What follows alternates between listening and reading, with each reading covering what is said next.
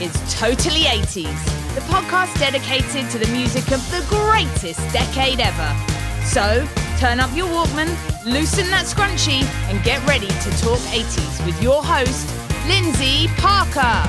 Hi, I'm Lyndsey Parker from Yahoo Entertainment and SiriusXM Volume, and welcome to another episode of Totally 80s. We love hearing from you, so why not take a second to follow us at Totally 80s on Facebook and Instagram, or email us your comments and show ideas to podcast@totally80s.com. And just a reminder, if you want to see our faces, you can catch this episode on video as well on our Totally 80s YouTube channel, so check that out. And joining me today is my fellow student in all things 80s, actually a professor, Professor John Hughes, the Honorable Dr. Hughes, if you will. Hello. Hi, I just got off my afternoon shift at WBWC radio. I'm heading to my late night shift at WOBC Oberlin College radio after this. And we're going to be playing some REM and a little bit of U2 and some Neutral Milk Hotel.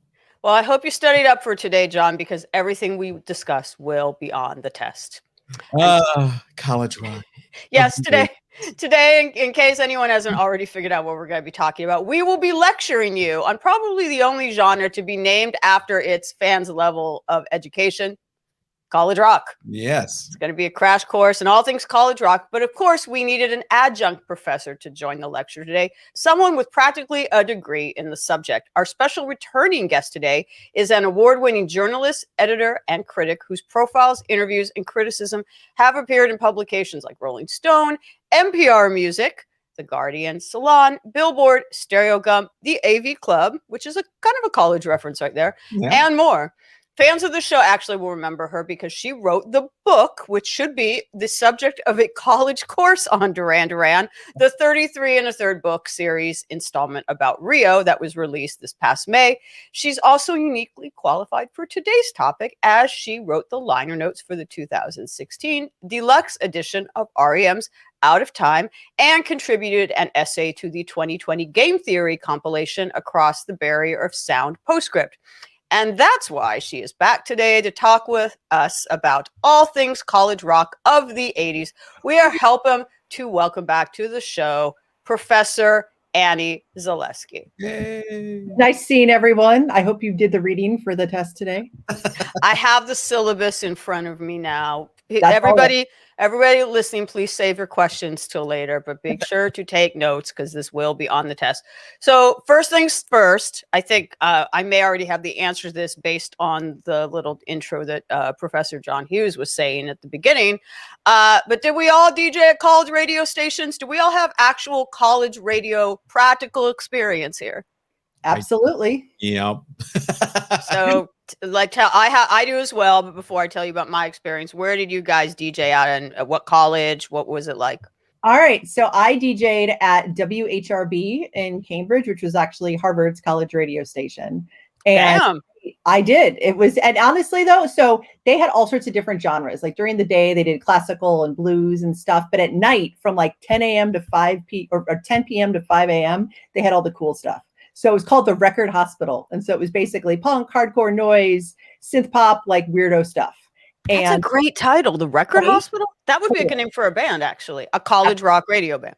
Absolutely. And so it was awesome. And so I know one year I had the 3:30 a.m. to 5 a.m. shift on a Monday night, which was awesome. I just played whatever I wanted because no one was listening.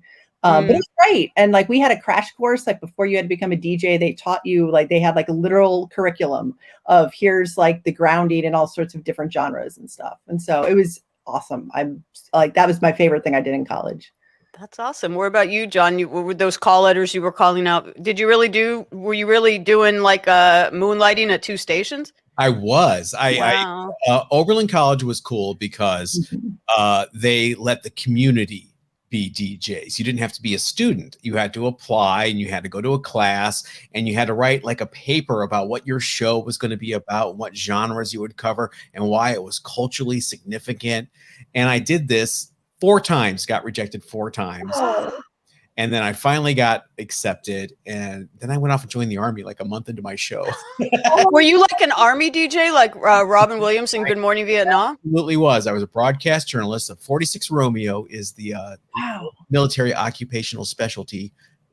And You've learned to do radio, you do TV, and you host a radio show. In my case, I had Morning Drive in Tongducheon, South Korea from 6 a.m. to 10 a.m. Wow. Yep. My guess is you didn't get to play a lot of game theory during that shift, or maybe you did. You'd be surprised. It was like a free form format. You got to pick your own music, but you had to play what the Armed Forces radio service sent you. And send you everything just about. There would be these compilation discs with a whole bunch of stuff. So, you know, the poor people at Camp Casey, South Korea had to wake up to things like Things That Make You Say by CNC Music Factory right next to Drive by REM. I didn't care. Actually, you know what? That sounds like a station I would want to listen to. Yeah. I think that's cool. It kind of sounds like everybody's Spotify shuffle now because few people listen to one thing. I was a DJ at KLA, which was UCLA's radio station. You know, I grew up in Los Angeles and went to college in Los Angeles. You would have thought it would have been a big station because we're talking Los Angeles and obviously a big media city. We didn't have a transmitter.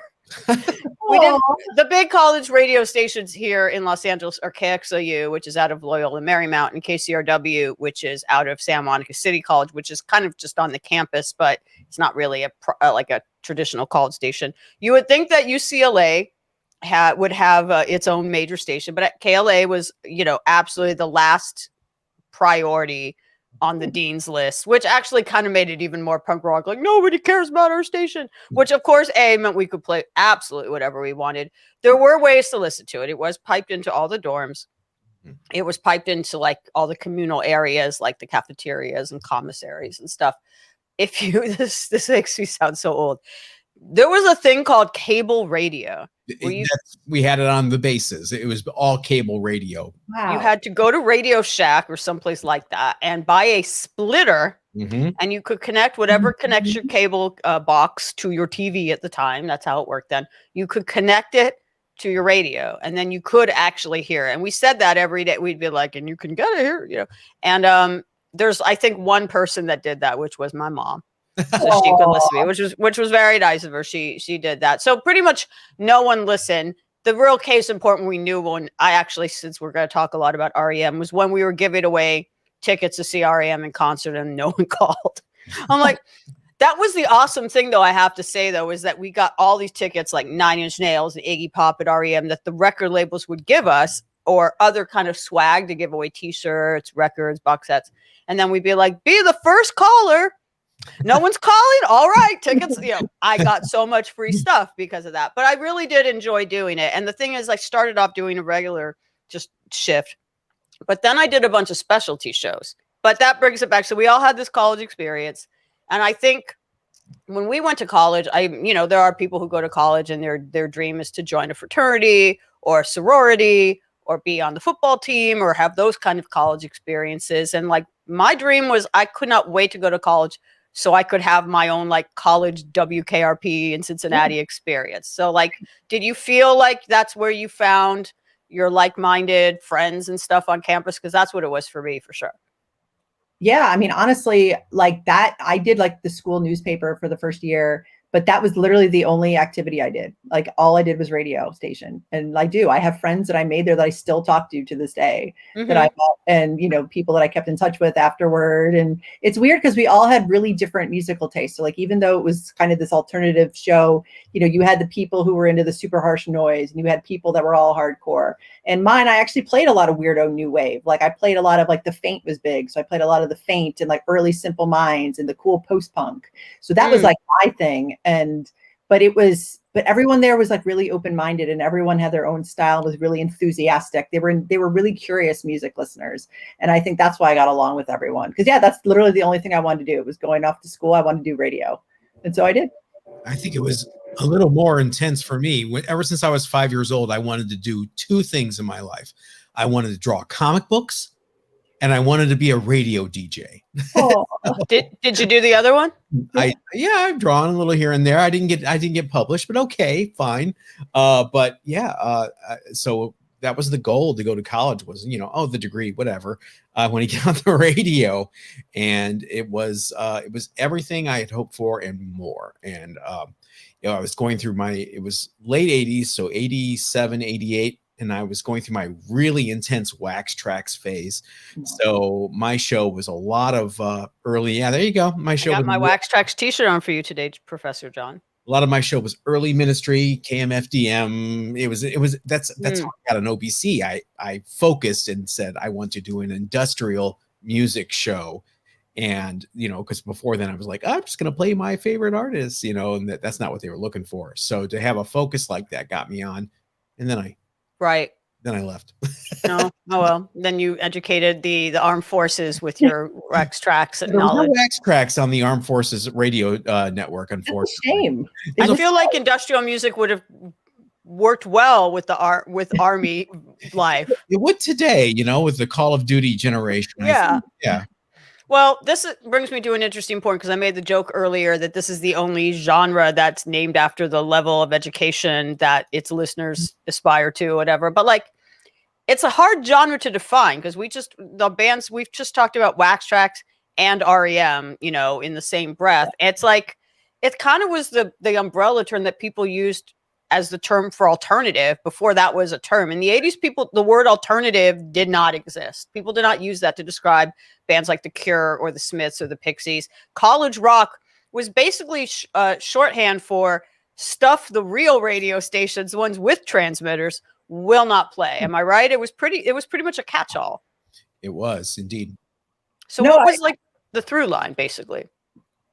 I mean, I think it was the music that a lot of the bands that you see didn't want to do what was going on in the mainstream. And I think that they kind of looked at some of the mainstream, like the AOR and the big arena bands and some of the glossier synth pop bands. And they were like, I'm going to do the exact opposite of that. And they were, I think, also just sort of, they were kind of operating also on the indie circuit, both touring and on labels too. So a lot of them, I think, didn't have the sort of the resources to kind of, even get on some of those radio stations. And so I think that was sort of also a through line, that they were just trying to do their own thing and do something original and push music forward rather than, continuing the status quo. Yeah, you had labels that specialized in this genre, for lack of a better term. IRS Records, Sire Records, Big Time Records, that just specialized in this kind of narrow focus of this market, and they were pretty successful. Every once in a while, someone would break through to the main song that just couldn't be denied. I remember REM, Radio Free Europe obviously got them going on college radio and Murmur. And then they, people would disagree, but I think they kind of kept that same level with the second record. But then that third record, Fables, they took a stab at top 40 with Can't Get There From Here. I remember how that was a big deal that REM's. Well, Michael Stipe got the lyrics on the video. He's actually saying what he's saying. It was a big deal. And I actually remember with the One I Love, which was their, even before Green, or certainly before Out of Time, was their first big hit. It was actually, I think sometimes people forget that the One I Love was actually a legit top 10 hit. On the Billboard Hot 100. I believe that was a time when the long time, since day one's REM's fans were like, he's enunciating, because that was kind of his thing before, was Stipe, who actually has a quite crystalline voice now when you think about the big hits. But he was known, I mean, they had a record called Murmur, I guess, could have been called, Mumble. He was known for not enunciating. That's why when you say, John, that the lyrics, the karaoke style subtitles on the Can't Get Here video was kind of a big deal. But let's just get into since obviously, Annie, you wrote the liner notes for that REM record, and we're talking about REM. Is it fair to say they are the poster boys for college rock? They're the archetypal number one genre representative of the 80s college rock era?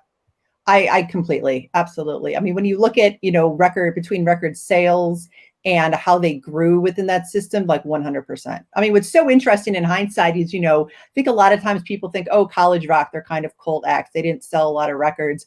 REM sold a lot of records, they did. I think Murmur sold 300,000 copies, which is for now, of course, would be amazing. But even for a smaller band, that was insane. And I mean, and they got commercial play too. Even though they were on college radio stations, some of the commercial stations, they basically kind of forced their hand to play them. I mean, it was funny is that Document was actually on IRS. That was before they signed to a major label. And, and that sounds like a major label record, but they basically kind of showed, hey, college rock, even though you might think it's this one thing, we kind of can create our own system and create our own system of growth and grow within the system and do our own thing, not, basically follow our muse into these weird areas. Fables is a weird record. I love that record, but it is murky. They work with Joe Boyd, and it's just like this hazy sounding record. It's very strange. And to follow it up with Life's Rich Pageant, which is even more of a stab, I think, towards the mainstream. Fall on Me, their first, their second actually Hot 100 hit. I think Radio Free Europe got to like 83 or something. Okay, but it's a love song ish. And you can understand the words. It's enunciated. I do also want to point, since we're talking about, I did mention the one I love. There's a amusing number of people who don't really listen to the lyrics of that. There are people who are like dedicating that song to their girlfriend or boyfriend. It's their wedding song. It's their prom song. And I'm like, after this one goes out to the one I love, like immediately after that, the rest of the album, the song takes a dark turn. It's not a song you want to dedicate to someone you're still in love with. But our first dance is to a simple prop, Occupy My Time. It's like it's me prop. It's like Every Breath You Take, where people like really miss it. It's one of the great misinterpreted songs. But I do want to, since we're talking about the fact that REM got so big, a lot of people, when they think about the alternative revolution, using that specific term alternative, which really wasn't a term until the early 90s, people instantly think of Nirvana. They think of a band that started on a smaller label, Sub Pop, signed to a major, became the biggest band in the world. We're on MTV all the time. We're winning VMAs. Became this unlikely stadium rock band, while not compromising what they did artistically. But not trying to like pit the two against each other or anything. But like REM did that first. They were like the first band. Everything I just said, REM did that. Again, I don't know if even they saw that coming. I mean, you guys might know better if that was like they wanted to be big pop stars. I certainly didn't see that coming. I discovered them on IRS's The Cutting Edge. And if you told me one day this band is going to be playing, the Forum, and it's going to be sold out, and they're going to be all over MTV, and they're, I would not have believed you, to be honest. I think Annie can speak to this, but I know for a fact that Kurt Cobain worshipped REM and used their career path as a guide. He did, because REM always kept their integrity, and I think that's the one thing that they always talked about is I think built into their contracts was they had creative control. It was never one of those things where they signed a contract and they had an A&R guy saying, "Oh, I don't hear a single." They could do whatever they want, and I know that was very important to Kurt. And they basically and they kind of they almost, in how like Nirvana kind of bent the mainstream to their will. Green had Stand, and they're doing this like weird 60s Bawa song. With Jane from Sassy. Don't forget Jane from Sassy was dancing in that video. Exactly. And like, okay, and that became a hit, but it was sort of, this is completely unlikely. But they were just kind of following their muse and doing what they wanted to do. And they said, this is what we're doing on our, career. We have different things that we'll compromise on, different things that we won't. And so they basically decided this is how we're going to kind of operate. And I know Kurt found that enormously influential. And because Nirvana got so huge so fast, he was able to kind of talk to Michael Stipe and just be like, oh my God, how do I deal with this? Because REM got so huge too. And I don't think they courted fame necessarily. And I mean, you talk to even Peter Buck now, and he is the most low-key rock star you will ever meet. He's just kind of like, whatever, he's just very, stardom doesn't mean anything to him. So I think there's a lot of that element too, that they're just kind of like, okay, this is cool. This has happened, but we don't need to reunite and get back together and do all this stuff again. Well, there are a couple. I also, unlike Nirvana, who were massive by album number 2, it took, REM had a little more time to ramp up to that. They had, each album was more successful than the last, but it wasn't overnight. It was a big deal when they signed to Warner Brothers, but then I guess it was probably after Out of Time, after Losing My Religion and all that. They signed for, at the time, what was like a record amount of money. And it was, I remember, I know we're getting into the 90s here, but I think so much of the 80s college rock set the scene and the tone and laid the groundwork and opened the doors for what happened in the 90s. When they, this band that was representing college rock of the 80s transitioned to the 90s, got even bigger than they were before, and then signed this like record-breaking deal with Warner. It was kind of like they were looked at as like the godfathers of alternative, who had sort of like made it possible for the Nirvanas and all those other artists to be, as big as, CNC Music Factory or whatever, to be pop stars, basically. Well, and I think that even in the 80s, I think, REM, I don't think there's any way that the Replacements and Husker Du would have gotten record deals without REM. When you think about, saying, oh yeah, the Replacements on a major label, it's like, what? They really, that showed kind of the possibility that, hey, they also showed a lot of bands then that, you can still be weird and you can kind of still do your own kind of quirky thing. And there maybe is a place for you on a label. And obviously those bands, that did not work out. They signed to labels, and then it was a little bit more tumultuous, I guess, to say the least. But yeah, they really showed that like you could do this, but you could also become successful. And then, they signed that big record deal in the 90s, REM did. And then like, I think it was before New Adventures in Hi-Fi or just after. And then from there on in, they never reached those heights again. I know. Warner Brothers must have been like, shit, or sorry. Yeah. Oh, they must, I don't know actually Don's holding his tongue, but just the sort of like, I remember thinking of it sort of like, oh, take the money and run, REM, good for you. But I do want to talk about another band. I definitely want to get to the Replacements and Husker Du, but there's another band that so clearly was a direct line to Nirvana, to use Nirvana as the, the template of like the band that broke things open in the 90s for their successors in terms of the sonics, maybe not in terms of modeling the career path, but in terms of the sonics that got to a certain level and are certainly super revered now, but never got to an REM level. And that is the Pixies. I think the Pixies are the other ultimate 80s college rock band. And, the hard, soft, loud, soft dynamic thing that, I think pretty much Kurt Cobain would say that too. In fact, I've heard people argue that the most influential band of the entire 80s was the Pixies because every 90s rock band took from them. I would say that that's probably a fair statement. And I remember Surfer Rosa. I read about it. I never heard it. I saw the cover. What? And I thought, oh, I'm not going to be, it was very 4AD-ish looking. Is that the boob cover? No, I believe Surfer Rosa is it the guy with the hairy back on the back? Am I thinking the right one? Surfer Rosa is the boobs. The boobs. Okay, I just remember it's very 4AD presentation. It was like a goth band. Yeah, the music did not sound like the cover in my. Then I heard Gigantic. I was like, oh, this is a pop song. Okay, this is cool. I like this. And it took me a while. Of course, then Here Comes Your Man comes out and just blows everything up. People forget that was in heavy rotation on MTV, regular rotation.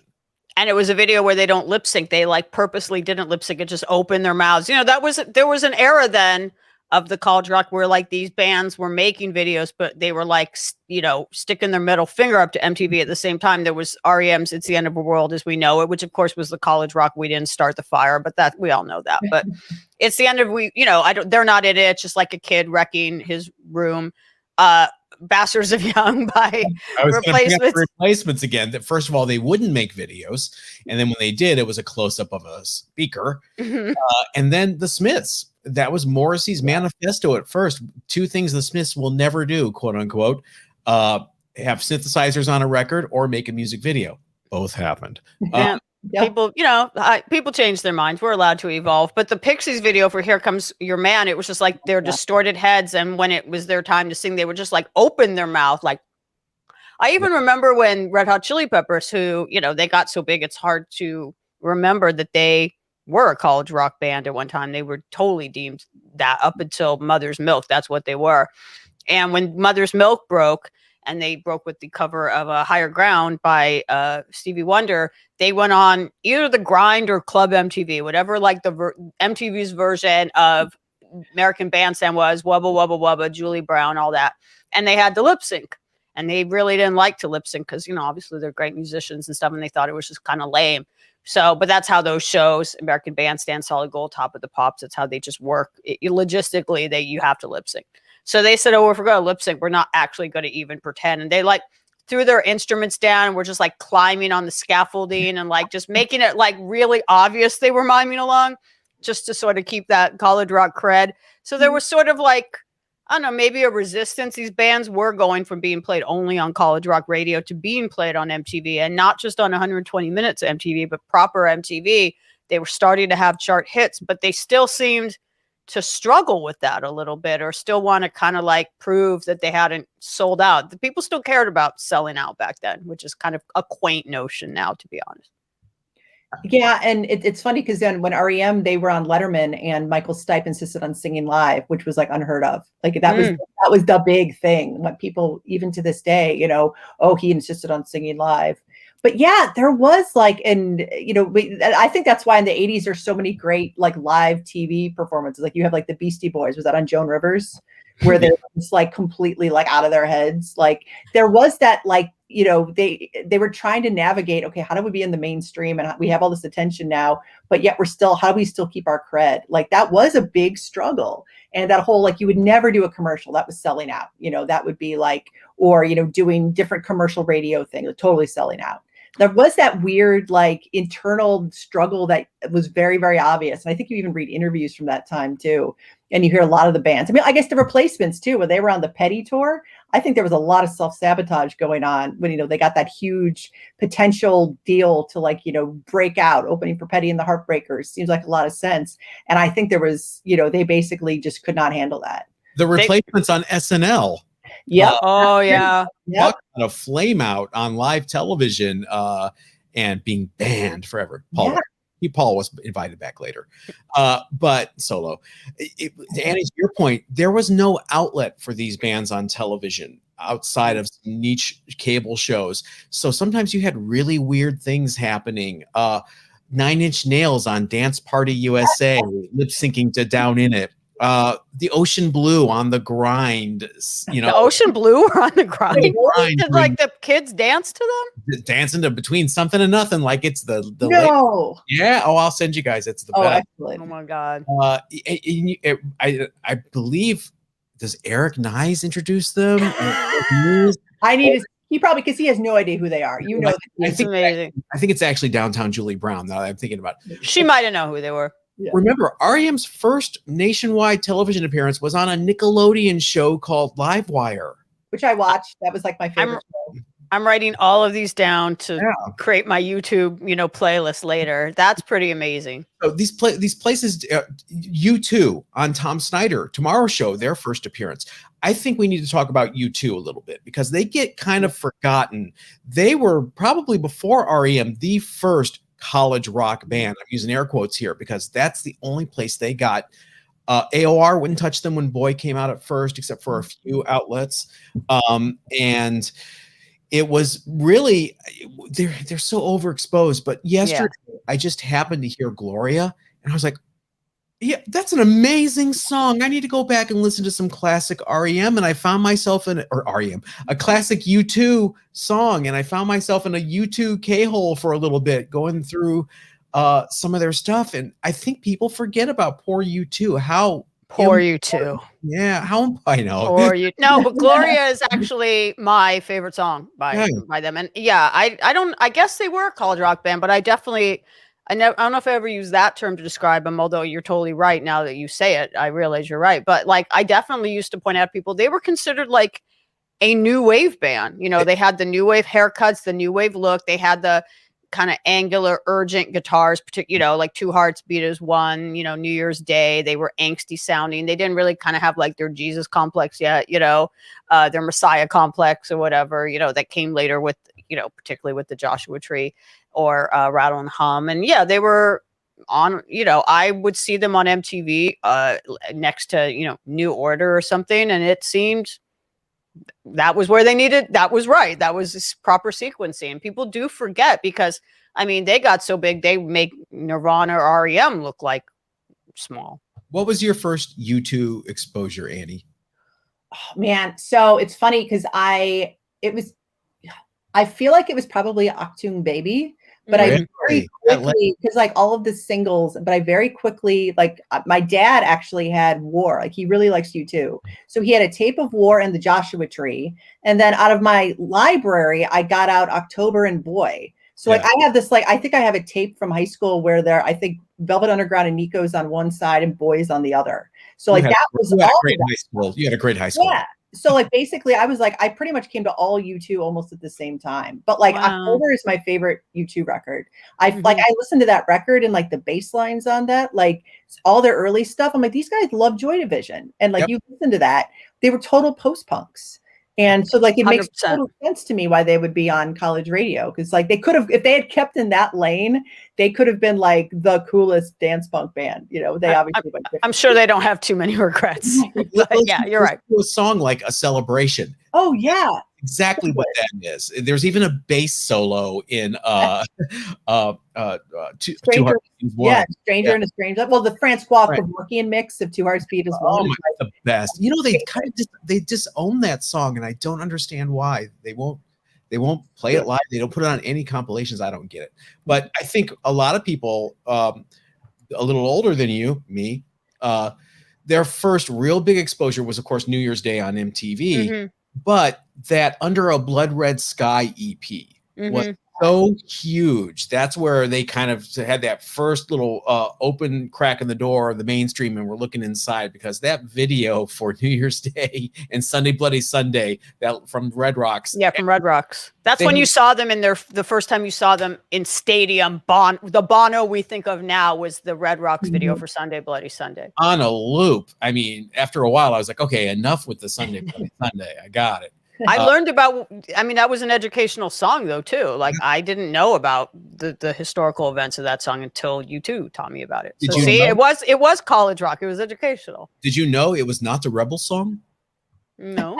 The song is not the Rebel song. Until Bono told me at Red Rock. Exactly. I am curious though, since we all came from college radio. So how strict was it with these college radio stations when a band became huge? Because my first job ever in the music business was an internship at college, a college radio internship at Capitol Records. And it was when the Woodface album by Crowded House was coming out. So here I am, a teenager in this boiler room. I was very excited to be at Capitol Records just because I got to go to the building. And fun fact, if you're in the Capitol Records building and you go, where was the bathroom, kitchen, Xerox machine, elevator? The answer is always the same. Just keep walking in either direction. You'll eventually see it. It's really a round building. It was really exciting to be there. But there we were, and we're making calls. Chocolate Cake was the single for Crowded House. And even though Crowded House... Horrible choice for a first single for that record, by the way. Wasn't my choice. It was but my pay grade. I was an unpaid college radio intern. Take it up with the people at Capitol. But I was doing my job, which was to promote that song to college radio. Because even though obviously they'd had a massive hit with the album before, which had Something So Strong and of course Don't Dream It's Over on it, here we were, it was like, I guess 1990, and this album was not necessarily connecting at commercial radio the way those songs had, especially Don't Dream It's Over. So they were like, we're going to college radio. This is a band with a pedigree. You know, their history dates back to Split Enz, one of the original, you know, archetypal, iconic new wave bands, one of the first bands ever on MTV. So, you know, the cred is there, is what I'm trying to say. So here I am making all these calls to, you know, talking to people that were probably not much older than me, other teenagers, college students, saying, you know, hey, new single, Chocolate Cake by Crowded House. And they were laughing at me because they were like, Crowded House? We're not playing Crowded House. Crowded House are big. Crowded House are popular. The Crowded House have had top 10 hits. They were very purist about it. And I do remember when I was, you know, at college radio, you know, we would play a band when they were kind of early on, but once they had crossed over, had started getting played heavily on MTV or on K-Rock, which was the major alternative rock radio station in LA, commercial station, or God forbid, pop radio, Kiss FM out here. When that happened, the record either got taken out of rotation at KLA for all three of those people, one of which was my mom, to hear in the cafeteria, or it at least got, you know, downgraded to lower rotation. It was definitely like, we aren't going, you know. So I can only imagine in the 80s, once these bands got big, were they going to play U2? Were they going to play REM? Were they even going to play the Pixies or the Replacements, who had signed to major labels and had some modest success? Like, I know KXLU here, KXLU, which is the college radio station out here in LA, they're very strict about playing anything that even has a whiff of commercial appeal. So what do you remember from that time? Especially you, John, because you were doing it in the 80s. They were so overly precious that I don't even think it was a problem. I don't even think it reared its head. I think it was, for as free form and as independent and be yourself and buck the trends, it was very conformist. The whole thing, to the opposite end is, oh, you brought in Smashing Pumpkins Gish? Ew, what's wrong with you? You would never do that because you don't want to be ridiculed by your peers. Luckily, I was doing industrial wax track stuff, so there was no way that was going to cross over. So Ministry were popular on 120 Minutes and MTV. Yeah, but I can't say that So What is going to be played on Kiss FM anytime soon. Well, we all know that the best Ministry album was With Sympathy. This is a fact. Yes. This is not an argument. I didn't expect either of you. I didn't expect either of you to debate me on that one. This ain't debate class. This is a fact, yes. All right. Well, obviously, there's way too much to study for this episode. We're going to have to stay after class. So we're going to have to get together for part 2. Annie, can you come back and join us? I will. I think I can do it. I'll cram and I'll do it. You'll be a study group leader. I will. Okay. This will be on the test. Thank you. I've been Professor Lyndsey Parker. I've been joined today by Dr. John Hughes. We want to thank you for listening. Remember to give us a rate and review on your favorite podcast platform, and we'll catch you next time. This was Totally 80s, the podcast dedicated to the music of the greatest decade ever. Don't forget to follow us on Facebook and Instagram at Totally 80s, and please leave us a review on your favorite podcast platform. Until our next episode, catch you on the flip side.